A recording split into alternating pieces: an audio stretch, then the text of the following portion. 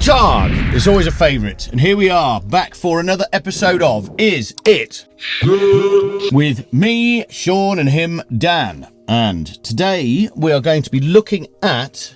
Today, Dan, we are looking at the Tone Project's Michelangelo. I see. I can already tell this is going to be an episode where we listen to you talk quite a lot. It's quite a complicated plugin, to be fair. So off you go. Okay. So this was a piece of hardware manufactured by Hendy Amps. They make some complicated stuff. They did the oven, I think, was it? A while back. Right. Anyway, this was a piece of hardware. So they've modelled that hardware EQ, which is basically a 4-band EQ. But they have added a whole bunch of stuff to the plugin, which obviously isn't possible in hardware land. And that's kind of what's making this a slightly different beast. So on the face of it, you have got 4 bands of EQ where it's basically just switchable. It's very simple. So like the air band, you can switch it between, well, no, you switch it on or off and then give it more or less. And then you've got switchable, between flat and what was it, flat and full, smooth and sharp for the other band. So it's a kind of weird terminology. It's a weird EQ, but from a mastering point of view, it sounds lovely. It's very subtle, but does some really just the right frequencies to mess with to get something to sound really sweet. So that's kind of cool. Obviously, it's got a drive and an output, but the little window you open underneath it all, when you open that section, is where things really change. So do you remember when we looked at split EQ a while back, which allowed you to EQ separately the transient part of a signal or like the tonal part? Yeah. So it kind of has that. So you can choose whether you are EQing the transient or the body of the signal, and this is band dependent, so not overall. You can just choose, right, the air band, we're only going to do the transients. You can also decide whether that applies to the mid or the side, right, or both on all bands. And as if that's not enough, each band also can be a dynamic EQ, so you can set the threshold to trigger and then set the amount of the range for the dynamic EQ.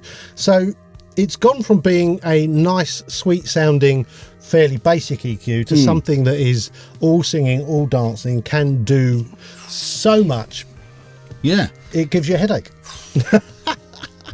God, just going to have to... Yeah. Crikey. I know. It's pretty serious shit, isn't it? It's a bit mad, isn't it? Yeah. So I've got a question. Go for it. What does EQ scale mean? So how... Basically, like if you are cutting or boosting, how much? Right. What's the possibility? So you can make it more or less sensitive? Basically, yes. Yep. Basically. That's exactly what it is. Ooh. Yeah. That's all of my questions. Yeah. Is there a demo? There is a demo, Dan. Yep. A demo, Dan. A demo, Dan. A demo, Dan. A demo, Dan. There's absolutely a demo. Unfortunately, the demo does blast you with noise. Oh, brilliant. Yep. Just what you need. Can you adjust the noise with the EQ scale? I only want it really loud when it's dark and I'm mixing. No, I don't think you can. Okay. Price-wise, the usual price is $249. Which is steep, isn't it? Yeah. Just steep? It's a clever EQ, but still. Fucking vertical. True enough. In the sale right now, it's $169. It's not tempting, is it, this one? Yeah. No, it's not tempting me, this one. one. What don't you like about it? I don't... Well, I'll be honest, I don't really understand or care about much of what you've just said. That's just normal conversation. That's the long and short of it. That's true. That's true. It's just, I don't know. I think perhaps it does things that I don't need to do, making tracks and writing music. Maybe as a mastering engineer that's or a mixing engineer, it might have more. I don't know. I just sort of like I could see some of this stuff where you've got the mid-side stuff on the different bands. I can see the use of that stuff, but it just, I don't know. I can't see where I'd use a lot of the features that this has. Well, do you know what? While I was demoing it, I found some things. Every now and again, I would do something. Oh, that's nice. But in general, I found it a bit overly complicated. I don't massively like the interface because the stuff that you're having to mess with in order to get the interesting stuff out of is tiny. Yeah. And it's that weird little modern bit down the bottom underneath the cool chicken head style knobs on top, which the basic EQ I would have been happy with. Yeah, I can see that. The bit down below that does all the clever stuff, it's great, but we have other tools that can do that clever stuff.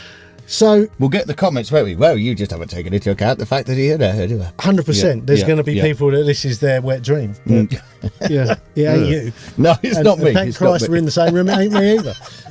But okay, so the Michelangelo, Tone Project's Michelangelo, ist it shit, Sean? I'm going to go shit, which I know is controversial because it's great. It does some amazing stuff, and it's modelling a great EQ and all the rest of it. But I just don't like this. Let's add a load of complicated stuff, but put it on really small controls that are difficult to see. The whole thing could have just been a different product. Yeah. I don't see the point in, right, here's something that was hardware that was great. Let's add all this to it. I just think, no, make a new product. They don't fit either. You've got this, the top half of that interface is really cool and, you know, and then the bottom half just, it's like, oh, we'll stick this on. And who cares what the knobs or the faders look like, you know, the interface. But they can do great stuff. They did the Bass Lane Pro, which I think is one of the most awesome plugins out there.